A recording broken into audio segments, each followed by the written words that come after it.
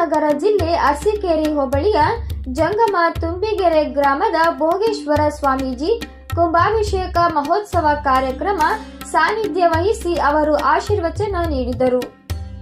ಇಂದಿನ ಕಂಪ್ಯೂಟರ್ ಯುಗದಲ್ಲಿ ಮಾನಸಿಕ ಒತ್ತಡದಲ್ಲಿ ಬದುಕುತ್ತಿದ್ದೇವೆ.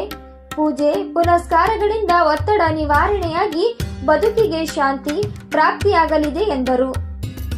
ಭೋಗೇಶ್ವರ ಸ್ವಾಮಿ ಆರಾಧನೆ ಅಂಗವಾಗಿ 108 ಪೂರ್ಣ ಕುಂಭಮೇಳ ನಡೆಯಿತು.